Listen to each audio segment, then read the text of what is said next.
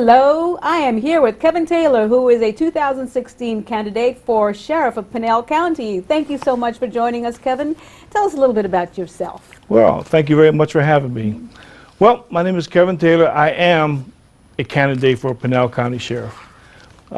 Just a little bit more about myself. I have a family of 2 boys, and I have a daughter and I have 4 grandchildren. They're all successful in what they're doing. And also following that success, I was currently in charge of a security company and a private investigation company. So business is good. So what you have to do by business, you have to bring some of your business experience and to run in a sheriff's department, which has a budget, and there's other things that are involved in that line of work. So I believe I have the experience for that, and also by me being a deputy in Sandusky, Ohio, I'm going to bring that experience with me too, and also working corrections at the Lorain Police Department in Lorain, Ohio. So with all these talents and skills that I want to bring with me, I feel that that at this particular time, I am the best candidate for this position. Excellent. As Pinal County Sheriff. Thank you so much. So as sheriff, what do you think is the biggest challenge that you face? Well, one of the biggest challenges is morale. And morale kind of speaks for itself. If you don't have the morale that needs to be when you work with your fellow employee, do I feel down that day? Am I going to let my other officer get hurt? Right. It's not worth it. So the backbone of your department is you got to have your people satisfied in what they're doing. And that way you have to check and see what's going on through their supervisors. You may have to call them one-on-one to find out what's going on, and just make it personal. As me coming in as new sheriff, I want to get a chance to know everybody on the team. The pay, probably the pay is probably another issue that needs to be brought up. Not knowing what the current budget is or how the budget works, those things have to be looked into. And just saying that a new sheriff from coming and getting everybody raised because we were off to a bad start. So, but what I want to do is bring my personal experience in it as being a business owner once again to find out where that money could be spent much more efficiently. Let's see.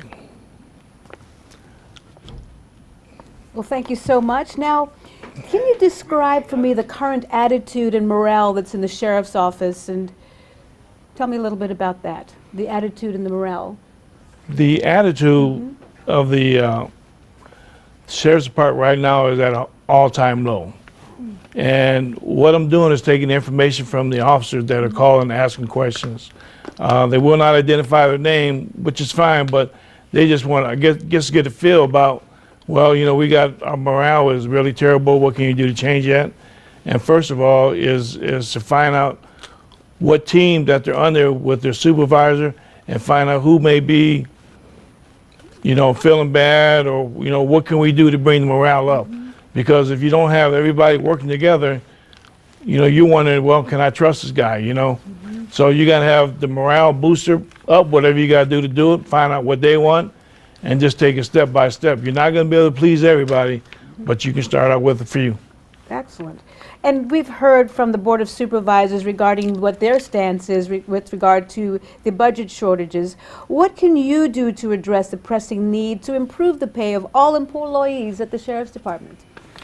First of all, you have to do there's got to be a study done. You need to find out maybe what the other local Sheriff's Department are paying in your area. Because if we have good people, if we're underpaying our people and we're not even bringing them up to other entities, then we're going to be fighting the battle. So my initiative is to pay for performance. And what that means is if you come in and kick butt every day, you give it 100%, which I'm sure everybody does it, but there are some people who go above and beyond their duty, which is great. So what I'm saying is, if you've been on the department 25 years and all you do is come in and punch a clock and don't do nothing, we need to take a look at that and find out what we can do to make you do your job more efficiently. Because first time that you relax on a job, because I've been here 25 years, there's going to be something bad happen. So in that incentive, we're going to work with these officers. You know, maybe they may not even need any training, but we're going to build them up to where they need to be. Excellent. So the Sheriff's Office Detention Center, it's really understaffed currently. So, and what this has done has caused a multitude of issues within the facility. How do you plan to address that? Well, I believe that currently they have should be a supervisor on each shift. There should be a chief deputy in charge of the jail. The chief deputy and I and the rest of the team, whoever that team may be, will sit down and find out what the issues are. By me giving you an answer, what am I going to do, without having been able to walk inside the jail to see what the problem is, those things have to be strategically figured out. And you have to do that with your team and to find out, you know, do we take it by baby steps or we just make a whole new change right away? My thing is, let's do it by baby steps and see what we can do to make sure we don't miss anything instead of rushing into something.